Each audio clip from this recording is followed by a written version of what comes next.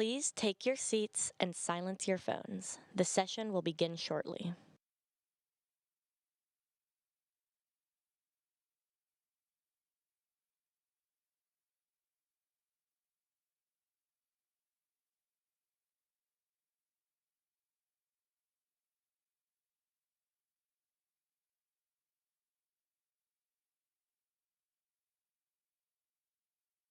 In recent years, we've seen a growing commitment to climate and nature positivity by global business leaders, investors, and governments. A quarter of Fortune Global 500 companies have made public pledges to carbon neutrality, 100% renewable power, and are meeting science-based emission reduction targets by 2030.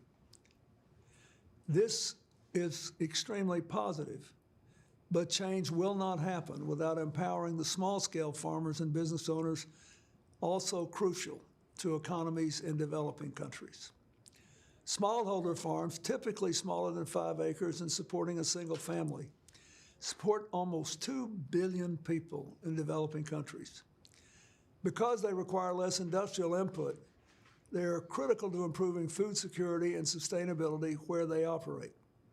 These small farms can have a major impact on global food supplies, but they need access to land and water, financial services to pay for seed, tools, and fertilizer, roads and means of transportation to market their products, technology to access and share market information, and stronger organizations to grow their influence. I'm proud to announce TechnoServe's commitment, Regenerate 30, which will support and strengthen farmers and small businesses in the development of a people, nature, and climate-positive world. TechnoServe will train farmers on regenerative techniques for climate change adaptation and resilience, protect, manage, and restore marine environments through sustainability practices, offer business accelerator programs to increase economic opportunity and scale impact, and help food processors and other agribusinesses transition to renewable energy in their operations. The impact of this program will be dramatic. By 2030, this work will result in 30% increased income for farmers and businesses in sub-Saharan Africa, Latin America, and India, a 30 million ton reduction in carbon emissions, a sustainable management, protection, or restoration of 30 million acres of land, $300 million in private sector investments in small farms and businesses, and meaningful benefits to 30 million people. I thank TechnoServe for this exciting new commitment to empower farmers and entrepreneurs to build better futures for themselves, their communities, and our shared planet. Please welcome to the stage Kathy Higgins.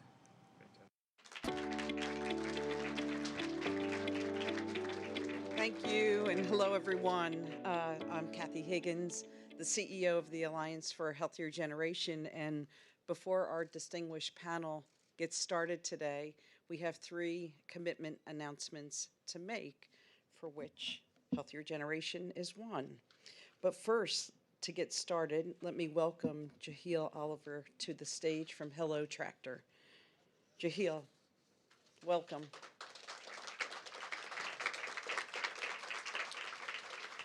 While agriculture is the backbone of the economy in many countries in Africa, much farmland remains underutilized.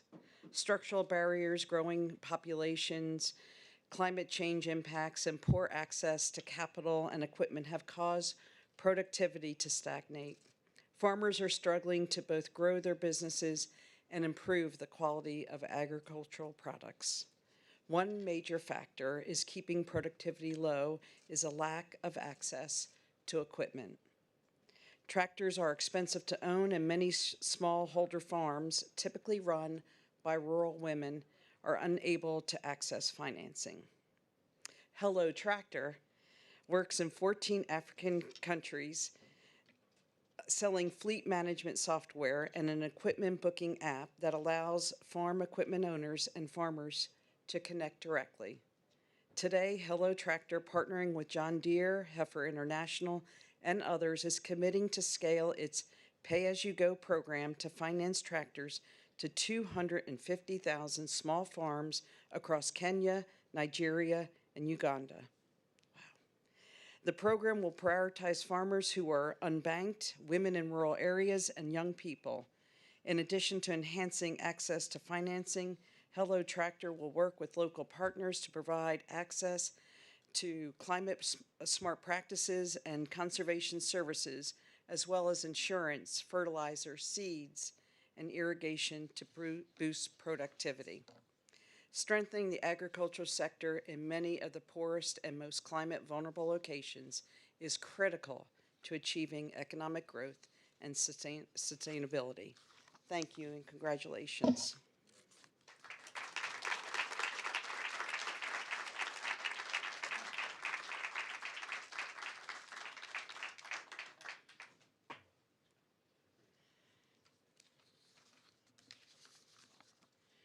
Okay, next I'd like to invite Amy Samples of App Harvest to the stage.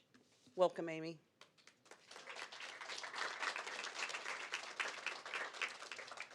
Climate instability, natural disaster, water scarcity, economic turmoil, and COVID-19 pandemic have all contributed to a seismic growth in the number of people facing acute food insecurity around the world.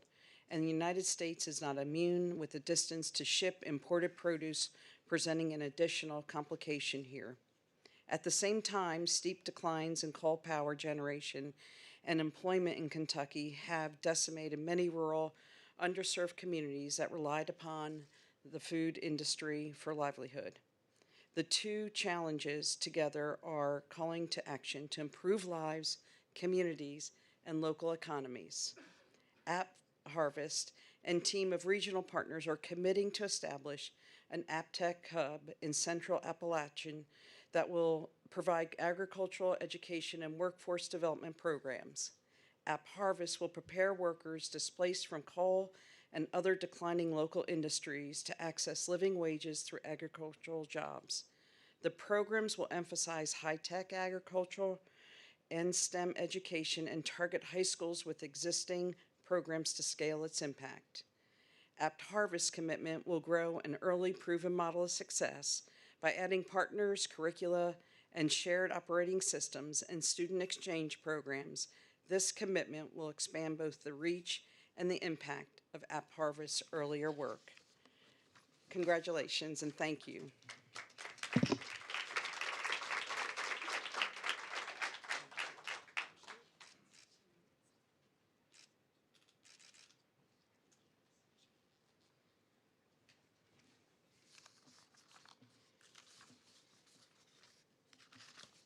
Okay, I would like to welcome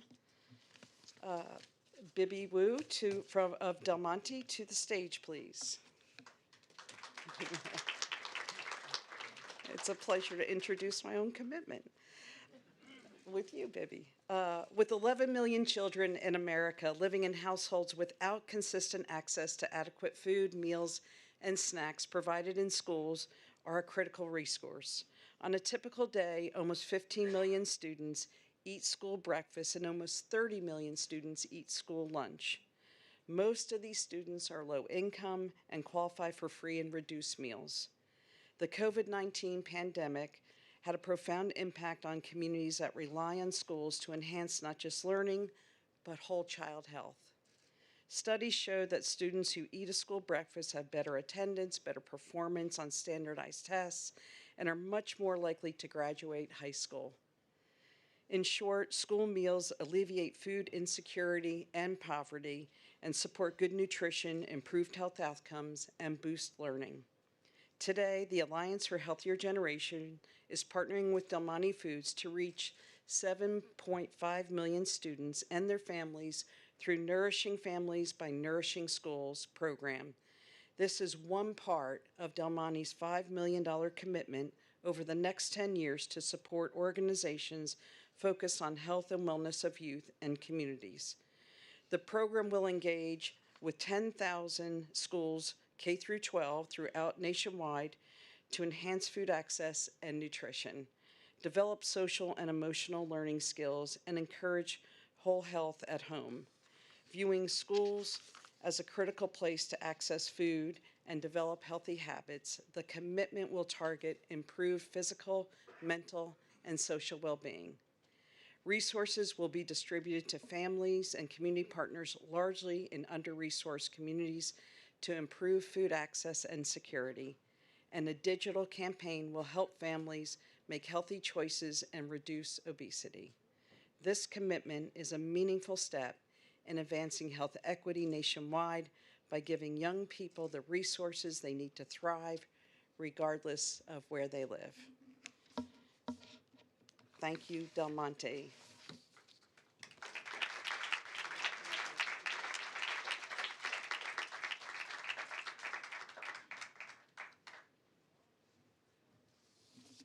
Please welcome to the stage Chu Dongju.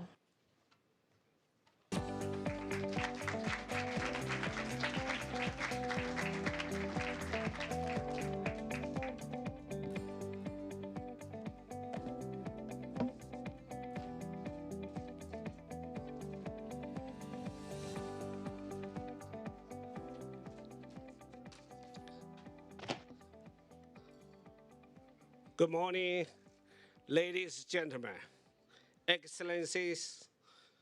First of all, sincerely thanks the opportunity given me to address today to you by the Bill Clinton Foundation. And also, I started to congratulate three received the awards which you made outstanding, marvelous contribution to the society and to the vulnerable need most. Thank you and I congratulate you. President Clinton continued to be the visionary leader who has designed and implemented significant policy reforms. Today, he has gathered us here to rethink, revision the future of our world. Conflict and destabilization, global and national economic shocks, and weather extremes are affecting the way we produce, supply, consume our goods. Our agri-food systems are fragile, and our supply chains are under pressure. The war in Ukraine and other ongoing conflicts added further unpredictable challenges. Biofuel and energy, fertilizer, food, and feed prices has rising. And the hunger levels are unacceptably high and have increased to 150 million more chronically undernourished people in the last 2 years. And the climate crisis affecting every corner of this small planet. The magnitude, the severity to acute food insecurity is daunting. We are at the risk of facing a food access crisis now and a food availability and affordability crisis in the coming months. Hopefully, but maybe years to come. We have to prepare ourselves as a small planet doulas. We need to act together as right correctly take action together to tackle these global challenges.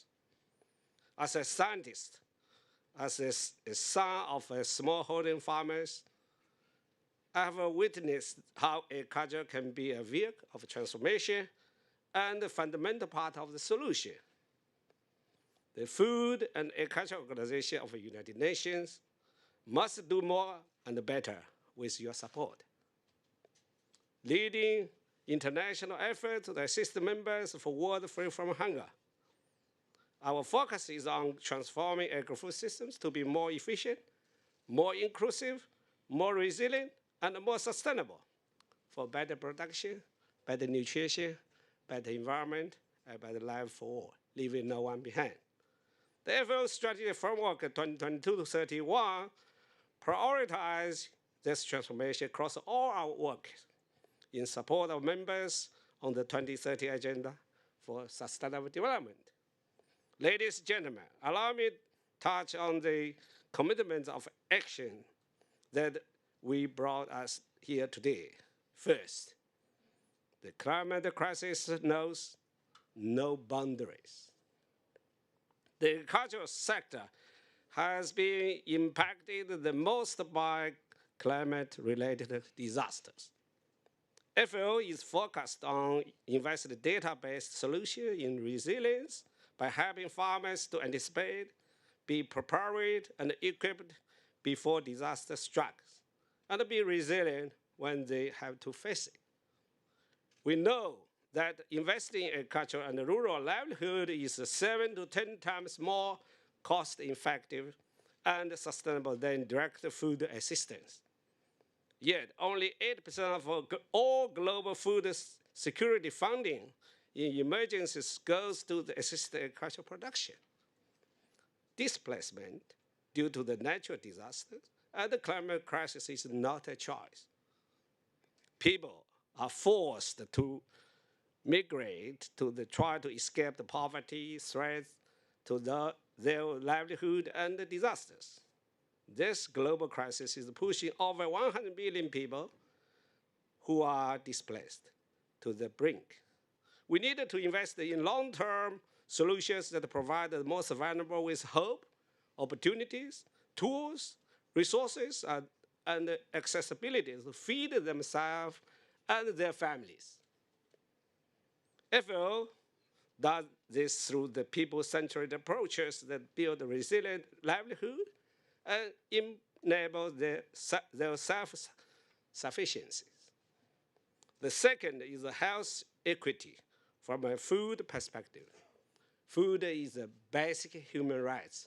We should accessible, affordable, and with nutrition, health guaranteed. There is a critical link between the quality of our diets and the food security. Currently, more than 3 billion people in the world cannot afford a healthy diet, both in developing and developed countries. Before pandemic, when you talk about food insecurity and food malnutrition, all far away from developed nations. But now, through the baby boost program, you realize all the food insufficient people are around the corner, even in the prosperity developed nations. So that is a real global challenge we have to tackle together. There are many actions we can address this as an integral part of our work on agro-food systems. We need to make nutritious, safe food affordable and accessible to all. Governments need to allocate and reallocate public budget in a cost-effective and efficient way. Yesterday, I had a long discussion with the Honorable President of Malawi. Today, fortunately, he is here. So you can listen directly from him what are his vision and action. Our global trade system should be kept open and effective. International market of agro-food products should not be interrupted or distorted. We need to expand the supply of nutritious food and then shift the consumption ways towards them. The third commitment to action is inclusive economic recovery and growth. The COVID-19 pandemic and the conflict have increased global income inequality, and we have affected the economic growth, food security and nutrition, gender inequality, decent employment, and environment ambitions. To ensure recovery from the crisis and to prevent more people from falling into the poverty, we need to be inclusive and stay committed to our collective pledge to leaving no one behind. We need to implement policies that address structural inequalities and that target rural poverty. The FAO Food Price Index this year reported the record high numbers. For every additional 1% increase in food prices, nearly 10 million more people could be living in extreme poverty. So when you read the news headlines, food price increase, what it means? 1%. It means another additional 10 million people suffering extreme poverty. Let's give you a real number, not only 1%. 1%, oh, say 90% is good. No, not true. So we are scientists. We have to see the root cause and the real impact on the people of vulnerable people, especially in the vulnerable areas. I didn't say vulnerable country. Social protection is critical for poverty reduction, inclusive growth, and great resilience. And it must be a priority for national governments and key partners. FAO, together with the partners, continue to advocate for expansion social protection programs to reach everyone, everywhere. Dear friends and colleagues, we are all here today because we need the solutions to address this global crisis. We must transform our agri-food systems, and we must work together, all the partners, from government, private, academia, civil society, you name it. It's a real matter of the human being. Make us, we are real intelligent mama animal, different from other animals. To accelerate this transformation, we need a proper policy. We need to increase the investment on agro-infrastructure to harness science, innovation, technology. Partnership with the private sector are fundamental as we can provide innovative solutions and tools, marketing channels, resources, and technology needed. Despite these challenges and the difficulties, I remain optimistic about the contributions that we can make to accelerate change. We need renewed emphasis and renewed investment in agri-food systems and farmers globally. We only have 7 agricultural seasons left to achieve the 2030 agenda and the Sustainable Development Goals. Let's show the solidarity passion for humanity. I'm so delighted to see today also they have a Global Food Security Summit during this GA, UNGA meeting. I know a lot of colleagues and leaders put all their efforts to make this event happening. Yeah? And let us to be efficient, innovative, and effective, and let's stay committed to creating changes for a better world together. I thank you.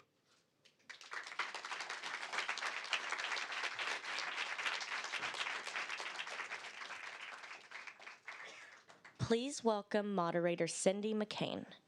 Joining her will be President Lazarus McCarthy Chakwera, Gabriella Boucher, Matthew Brooks Wilson, and Carrie Freeman.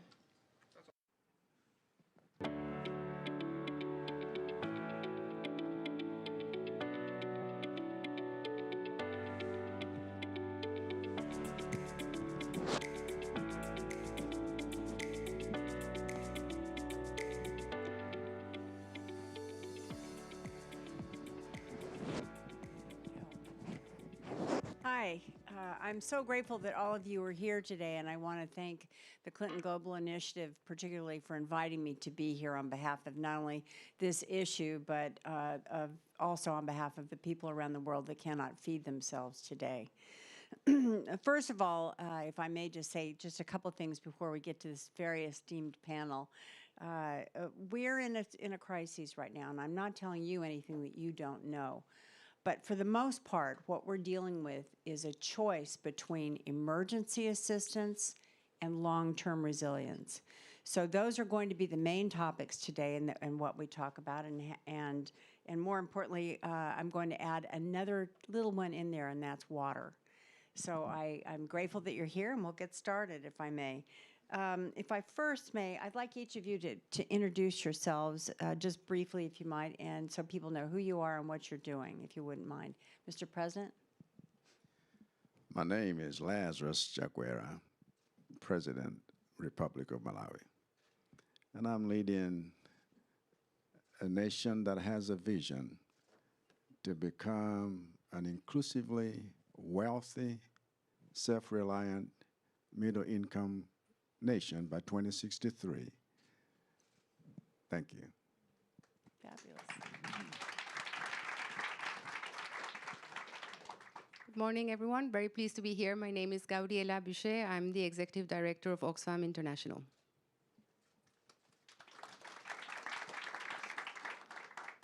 Hamadakapi Matthew Wilson Machapilo. Chante Washtiana Pejuzapilo. Hi, everybody. My name is Matthew Wilson. I am the Food Sovereignty Initiative Director at Sichanguko. Thank you. So fantastic. Hello, everyone. I'm Carrie Freeman, co-CEO of Second Muse, and we're an innovation agency that supports entrepreneurs in building a economy that works for everyone and the planet. Great. Well, let's get started. The first question I'd like to pose to all of you is, of course, not only the topic of food security, but now the topic that food security is a national security issue. Finally, we have raised it to a hard security issue, and we're talking about it in terms of just that. Food security, as you know, is a hard security issue when we're dealing with hundreds of thousands of migrants that are either coming across our southern border or around the world, moving around the world. It affects all of us. So my first question that I would like to pose to the panelists is this. I'd like to hear from all of you your thoughts on how we generate middle and longer-term investments to protect against the inevitable next shock. We are sure there's going to be a next shock. And so that we don't wind up scrambling and we can deal with this emergency in a much more organized fashion if there is such a way. So I'd like to pose that. Mr. President, would you like to begin? Well, probably shocks will be the new normal now. And so preparing for the same is critical, not just on a national level, but on a worldwide level. We need to be able to have food security on a household level for Malawi's, as well as on a national level. And we're wanting to do this so that even the most vulnerable can have something to eat. And affordable fertilizers, affordable seeds, making sure they get together in clubs and cooperatives so the smallholder farmers can mechanize and commercialize. That scales up production and the quantity as well as the quality. And if there's consistency, then there will be food availability, not just for the nation, but for others as well. The land is there, the water is there, and we just need to do what we need to do. Thank you. Thank you. Thanks. So I would say my main message today is that the fight against hunger is very inextricably linked to the fight against inequality.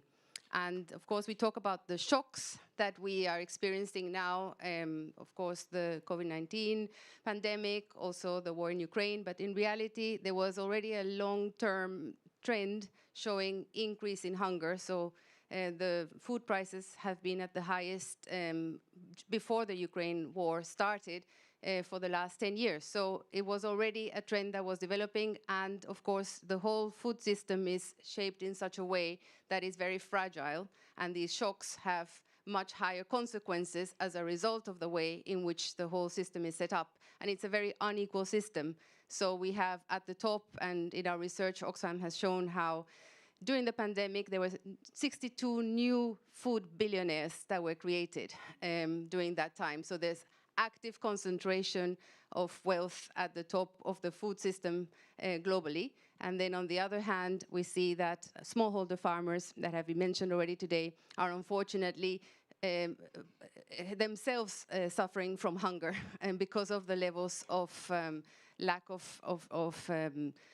fertilizers or the effects of climate change. severe droughts, for example, in Central America, have driven smallholder farmers to migrate and to leave. And you were talking about how they come to the US as a result. But this is because they don't have the basics, seeds or the fertilizers that would allow them to have a sustainable livelihood as they did before, which is in reality their vocation and their interest. So a key element for us to look for the longer term is to address the whole system, to understand that the whole system is rigged in a way that benefits the 1% and those very large food corporations.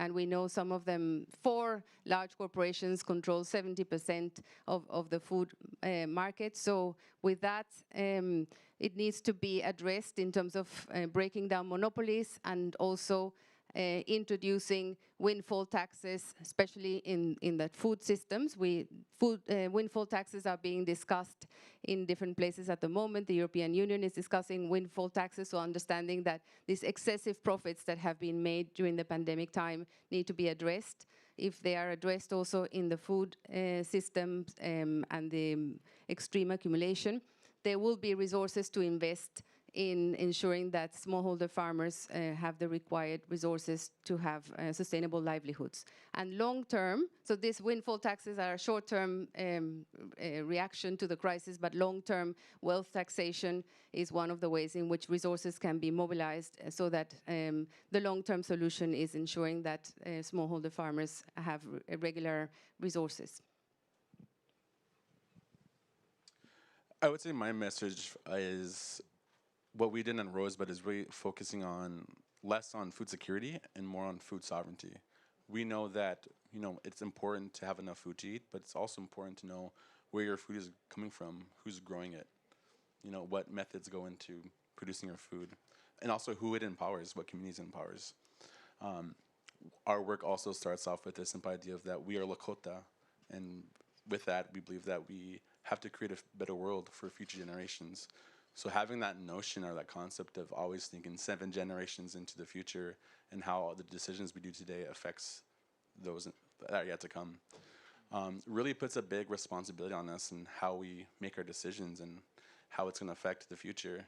And I think we really did that with food sovereignty and really teaching people how to grow their own food. It isn't enough to be able to give someone, a fish to eat, but it's important to teach them how to fish. But it's also important to being able to manage the pond as well, and making sure that we're doing right by our plant and animal relatives as well. We have a duty as Native people to protect our land and nurture it. And so we asked that same kind of question of our community. What do we need to be doing now for our future generations? And one of the top things that people would like to see is a better and revitalized relationship with buffalo. Buffalo is a keystone species for the prairie, and it's really a big part of our culture. As Lakota, we are buffalo people. And so being able to have that connection with buffalo again, reintroducing them onto our homelands, was really important for us. And so with our Wolakota regenerative buffalo range, we were able to do that during the pandemic. A big feat for us. We were fortunate enough to have really great partners that were able to invest in us and work with us. But not only having buffalo on our land helped us culturally, but also economically and ecologically. The buffalo meat that we were harvest, we were able to do 50 harvests this year, and we were able to use that meat to go into our schools as part of the school lunch program, into our community supported agriculture program. And we're also just able to distribute it for free to our community. That's a hyper-localized food system right there. And I think it's really important to invest and also listen and amplify Indigenous voices. So that's what I'd like to say. Thank you. That's excellent. So when we think about what's needed in terms of investment, and that was the question, I think there's a whole area of opportunities to invest in. But one of the things is really investing in local communities and local community coalitions. Just like Matthew was explaining, like this is how this is happening in terms of bringing people together, all the different system actors in a region, in a community that are part of the food system, and saying where can we innovate, where can we do something different than we haven't done before. We talk a lot about innovation from an organization, and this is empowering people with their own collective their own collective wisdom and knowledge, and then bringing in global practices, global tools, global technologies and resources. And absolutely, those additional resources are needed of all forms, right? The technologies, the financing, the equipment, all those things. But at the core of it is the local wisdom and the local know-how. One of the things that we have done in partnership with, it was led by the Rockefeller Foundation, was the Food System Vision Prize. And the intent on that was to also create, really invest in hope and a vision for the future. So what can be actually done with resilient food systems in 2050, knowing there's an urgent food crisis right now, but also recognizing we need to continue to invest. And the reality is when you start investing at the local level and engaging people, you actually start growing food now, right? You start having these buffalo herds, they're not crops, I know that, buffalo herds, but then you're actually providing food. So we think 2050 is a long ways out there, but in the meantime, you're actually increasing local capacity. And so with the Food System Vision Prize, it was really a call for people to actually envision something hopeful, so that there was resilient, equitable, accessible, nutritious plans in place. And out of 95 different countries, there was 1,300 submissions. And local organizations came together, such as Matthews, to say, this is what we're doing. We are doing it currently, or this is the plan that we would like to actually have funded and be able to showcase to the world on what is possible whenever we invest at a local level. Thank you. Thank you very much. I'd like to turn it just a little bit, if I may, to the discussion that we have on a daily basis in Rome and how we combat the issues that are around it, but how we move forward. And that I'm going to use Ukraine as the catalyst in this. But as we all know, Ukraine is not the only hungry or lack of food country in the world. We're faced now with a situation where grain either is in there and can't get out, or it's out and went the wrong spot, and all the issues, whatever the rumors may bear. But what I'd like to really talk about with this, with regards to just that issue, is and I'll back it up just for a second. I was in Madagascar not long ago, and there's a very serious food and water issue in Madagascar. And the bottom line was that for a very long time, not just recently, for a very long time, the food just wasn't reaching Madagascar because of corruption.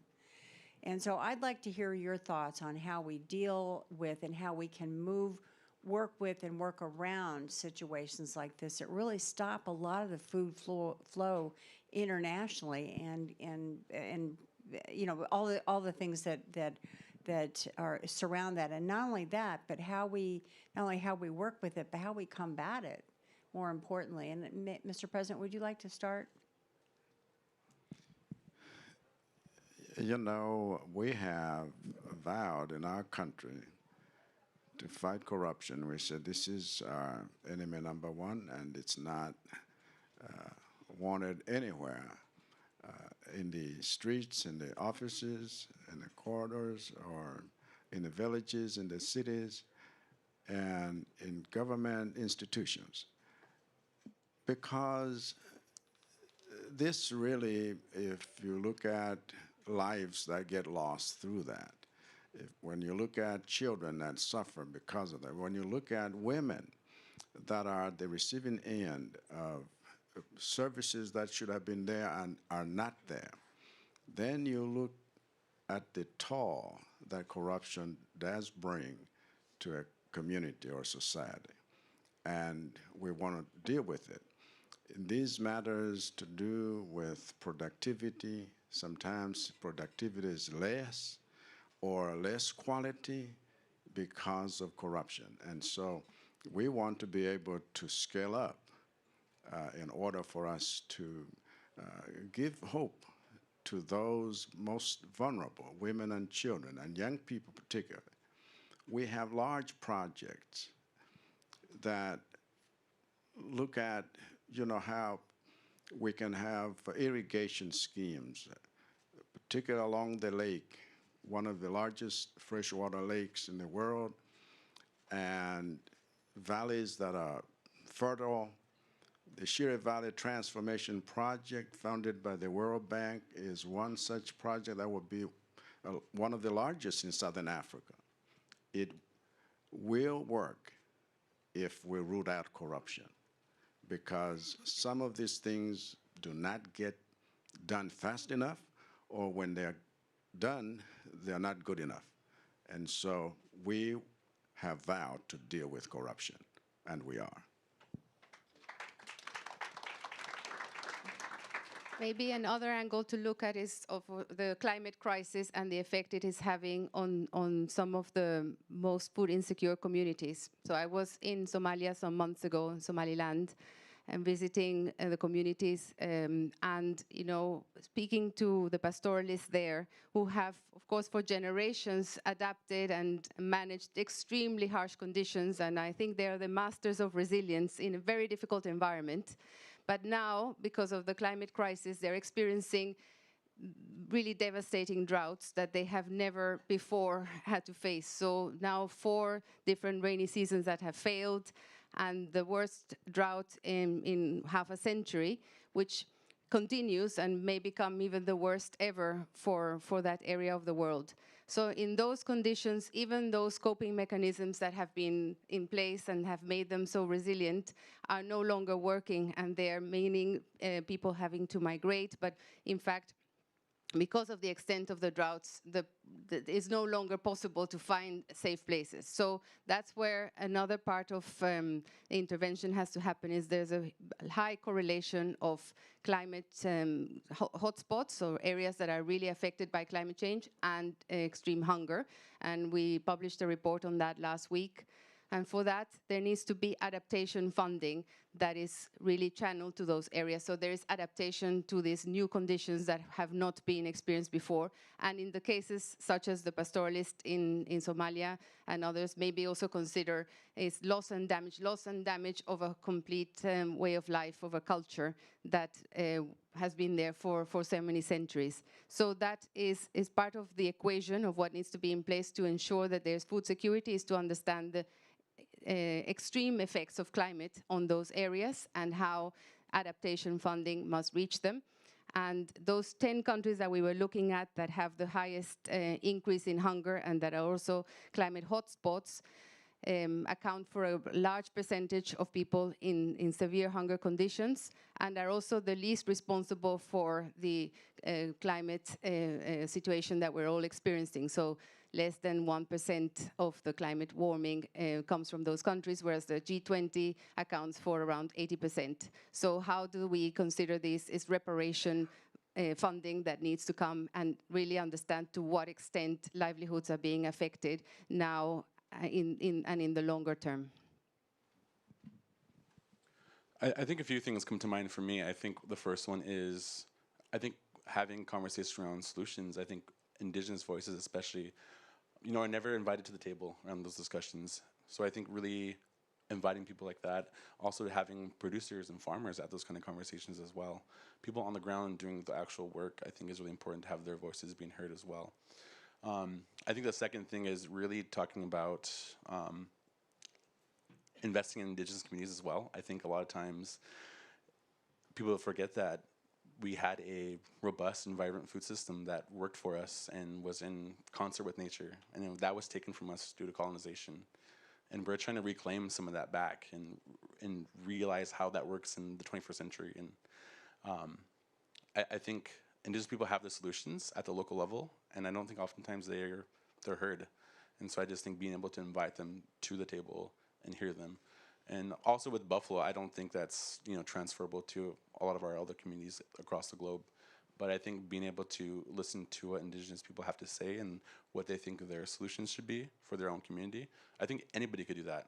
So I would just urge people to just be more inclusive and have other people's voices heard.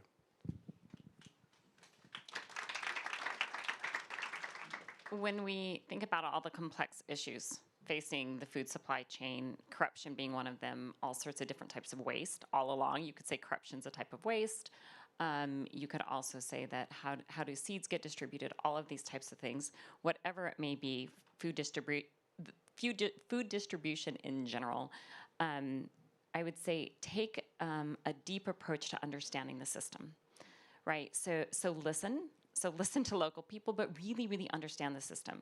We take a systems thinking approach. And so first we understand the system, where, all along the lines, where is corruption happening? But then from there, it's not just learning about things at the system level, but deeply go in and understand it from the human experience perspective, right? What is happening? And once you actually have a good understanding of that, and this is a nuanced approach. I think oftentimes we think, oh, we understand things or we come up with solutions, but at the end of the day, we're not going to have really good solutions if we don't understand them.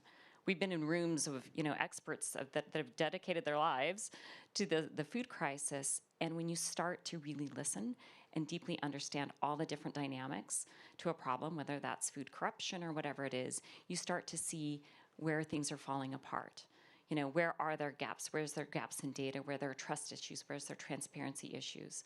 And then from there, you can actually create solutions to mitigate that, whatever they may be. But you always have to deeply understand and be incredibly creative in your methods and approaches to understanding. Thank you. In some of the audiences that I'm in front of, and certainly some of our like-mindeds and not so like-mindeds in Rome that we deal with every day, I detect a hesitation in wanting to promote agricultural innovation of any kind, and also have any private sector partnerships or private sector activities going on in conjunction with what's happening. I'd like to know your views and how we can leverage the enormous expertise that's out there that we haven't even touched with regards to the food, not just food security, but overall food continuity around the world.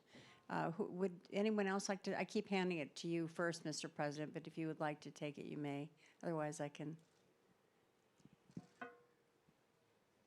I think we need to really and realistically look at all the people involved, institutions involved, matters that would be central to delivering what is needed to be delivered.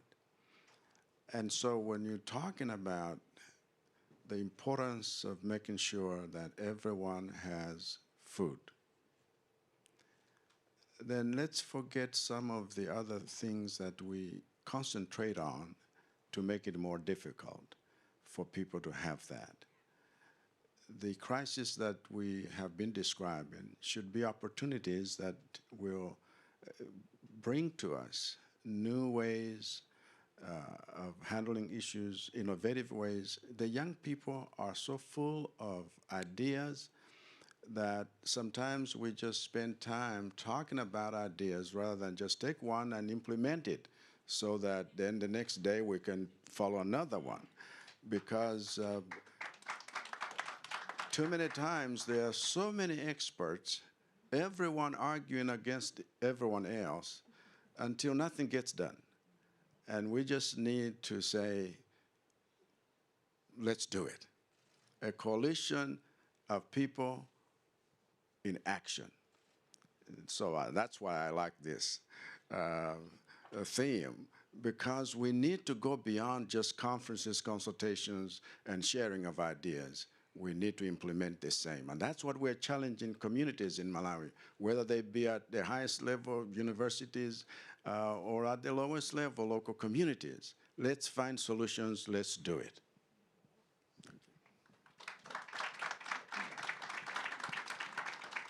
We continue in the same order, but yes.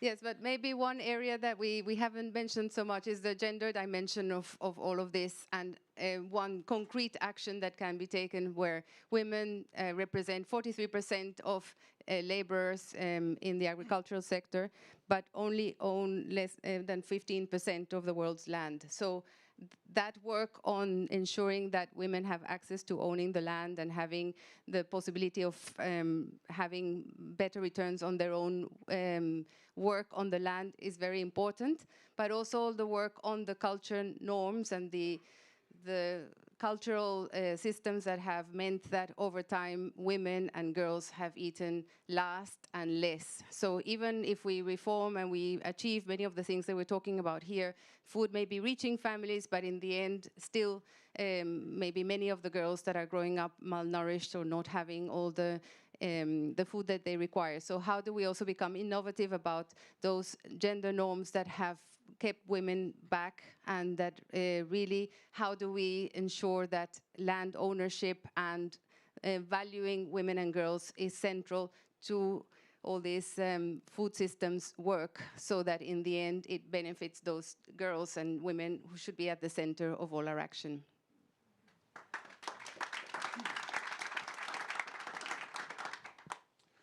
I think something that comes up to my mind regarding this conversation, I think, is one of the concepts that we really have taken a part of being a really big integral part of our organization is wodakye, which really translates to, kinship and relationships, but it also means like understanding the interconnectedness of different systems.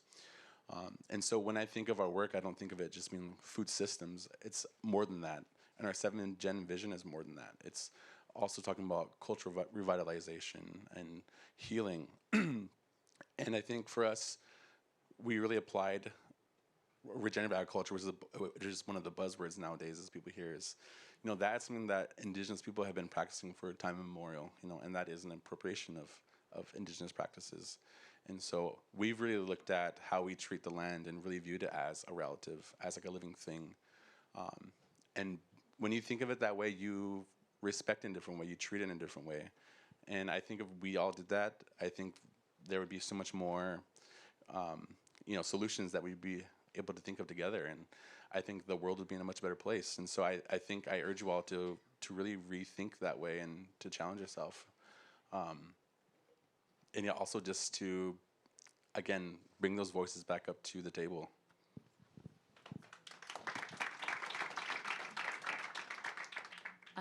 I think an area of hope is that there is a ton of food innovation happening, right? There are food and agricultural system innovations happening all around the globe. There is a lot of it. We support it. We also see lots of our other partners around the world that are supporting all sorts of different innovative solutions in the form of different business models, entrepreneurship initiatives, et cetera. And I think a key thing for this is the storytelling around those things, right? Because the more people that see there's opportunity here, and it's a really exciting thing to be able to go off and not only solve immediate crises at hand, but also build, then they are going to say, let's get on board and do that. So yeah, we are huge supporters of just storytelling and signaling out there and saying, look, this is a need of innovation. Whatever it may be, and the role of technology and community-supported initiatives is so much higher than it's ever been, so it's quite easy to do that. I will say one of the things that we're really excited about is how you do this at the local level. I keep saying that, but innovation lands in local areas, especially when it comes to the food context, because it is something that's physical. And so an initiative that we are launching with Oxfam, which is really interesting, is the Urban Food Hive Program. And it is really this notion of how do you bring together a whole system in an urban area. So right now we're looking at doing this, or have started it, in 4 different African countries, India, Colombia, and we're looking for a place in the United States. So for those of you who might have some fantastic ideas, but how do you actually create and cultivate really these networks of people coming together to innovate in this space? And it's a whole different type of method, right? Bring in the women. Oftentimes women are really the key ones that are impacted by and participating in, but getting their voice in, helping understand that, supporting these innovations and these entrepreneurs. You can go in so many places and see this happening, but we're really excited to say, let's bring a large NGO, let's bring a nimble innovation agency, and then all the different actors. So I think there's a lot of hope here. Great. Thank you. We have about 5 minutes left, and I know some people do have questions. I would ask that if we can take 1 or 2 questions, please keep it to the topic and address whoever you'd like to up here, if you may. Any questions? Or maybe not. Oh, yes, sir. In that, right over there. I'm Joel Berg. I'm CEO of Hunger Free America. We're a domestic anti-hunger organization. There's a lot of difference between hunger in the developing world and the developed world, but I would submit the one thing that connects them is the lack of power, political power, translating to lack of economic power. And some even very food insecure countries are big food exporters. I ask each panelist to talk about the role of political power in food insecurity in the world. Thank you. Anyone want to take that? Well, I would just quickly agree very much that the inequality, the wealth inequality that I was talking about translates into power inequality and, of course, ability or not to influence policies. So policies that get approved normally have more of the interest of those who hold that power. And the accumulation that is happening to the extreme that is happening is accumulating power, which means that there's a danger that the interests of the smallholder farmers, the women that we're talking about, will be overlooked. So the more we are aware of this and make it something that is all of our business, then the more we can overcome it. Anyone else? Question? Yes, sir. Thank you. For giving me this opportunity. We invented food product called TechnoServe. We are aiming to solve the problem of global food crisis, and we are so happy to be with here today. So, can we able to collaborate and work together to solve this problem and reach for every person to have food opportunity with our product as we are entrepreneur? Congratulations. Thank you so much. Thank you. Congratulations. Yes, sir. Thank you. I work in Haiti with smallholder farmers, and we're currently in discussion with the World Food Program, and the dilemma that you mentioned, Ambassador, the juxtaposition of emergency need and long-term resilience. And the challenge that the World Food Program has presented to us is they can't buy local food at the moment because it's too expensive. They need to make an investment to be able to help scale the operations of smallholder farmers and build that capacity, but they can't afford that because they need the emergency food amounts to be able to buy the most food now because it is a crisis. So how do you bridge that gap between the emergency needs and the need for the investment long term? Because there's a political reality behind that. And I just wanted to get your thoughts on that. Anyone? Would you like to take that? Well, in emergency, issues like we are involved in, for example, when you have at a national level food that may be available on a household, it's not. Social cash transfers, the World Bank has helped us so people can have sufficient money to go buy food wherever it is available. That's something that could be used as an emergency stopgap measure. I'm sorry, we don't have any more time for any more questions. I wish we did, because that's a very long-term discussion that I would love to have with you for the work that we do in Rome. I want to thank CGI for their wonderful participation in this. You know, there's several organizations you can go to, and most of them sit around and talk about things, but CGI not only talks, exhibits, but they have an action element to them, and that's, in my opinion, the most important part. So thank you all very much for coming. Thank you for participating.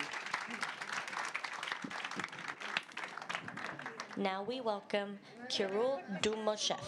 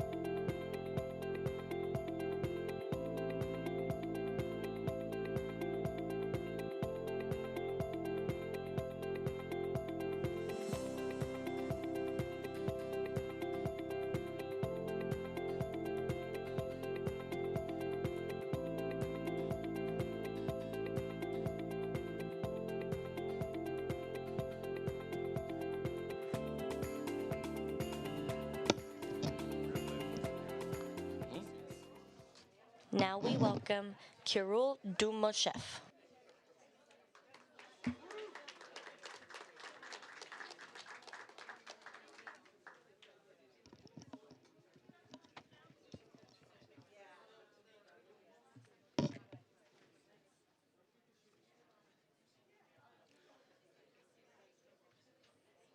Good afternoon.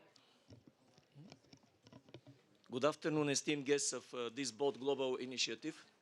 First, let me thank President Clinton and Secretary Clinton for their leadership in gathering all of us to focus on better future of our world. My name is Kirill Dumoshev. I bring greetings from my family, the beautiful Bulgarian capital city of Sofia, and nearly 8 million Bulgarian citizens. The purpose of my maiden speech to the Clinton's Global Initiative is to inspire you to action with us at Huvepharma, the global company I led with my brother Georgi. Our company is focused on meeting our shared challenge of exploring global food demand, and doing so with a focus on safety, nutrition, and sustainability.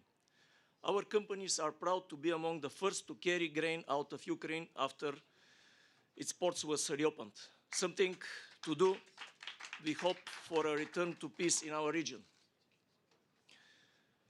By 2050, we will be a world of 10 billion people. More of our global population will move into the middle class and developed economies. This will more than double the demand for resources at the center of all of our lives.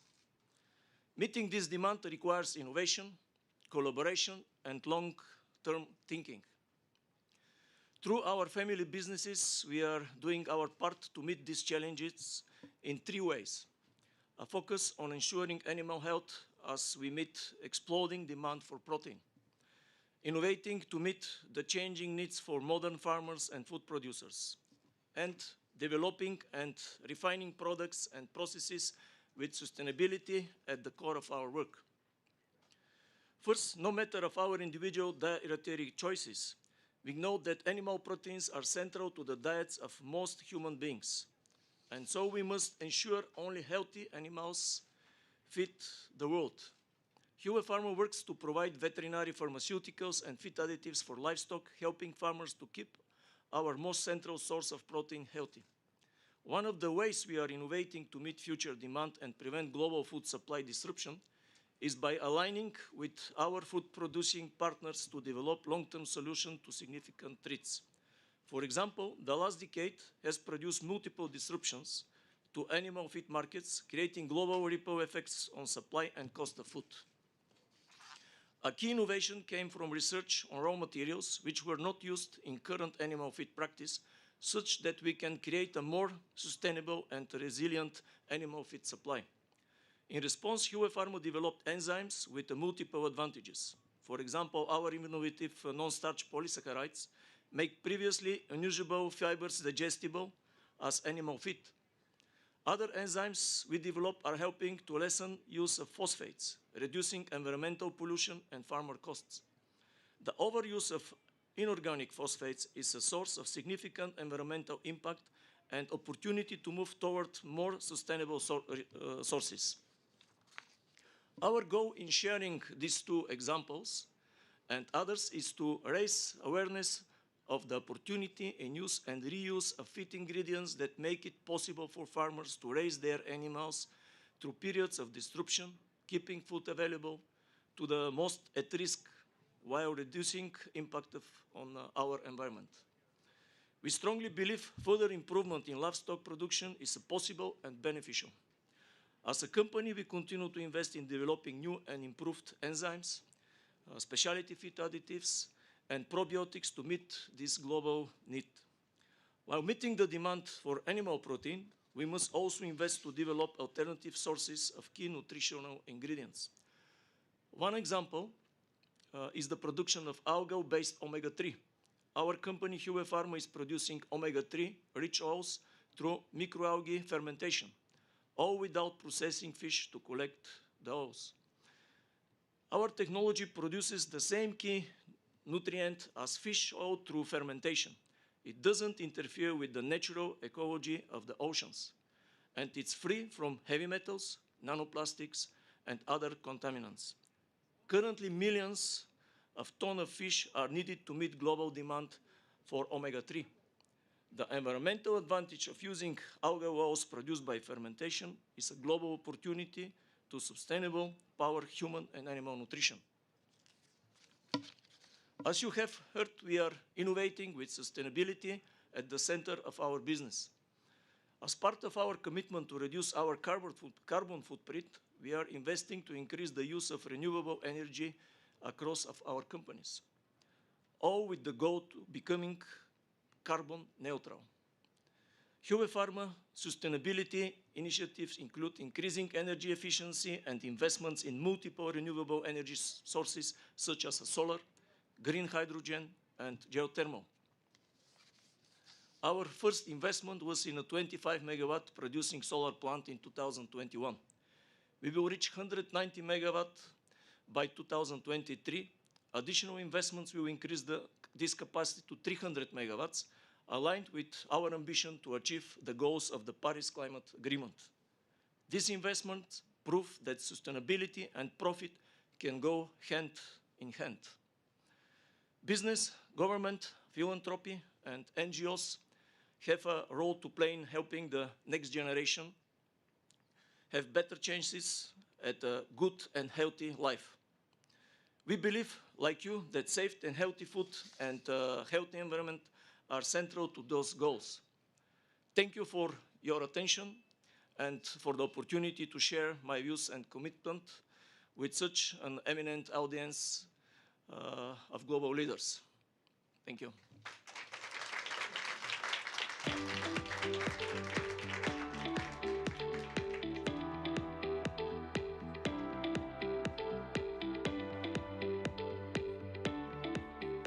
This concludes our session. Please exit the room. Thank you for coming.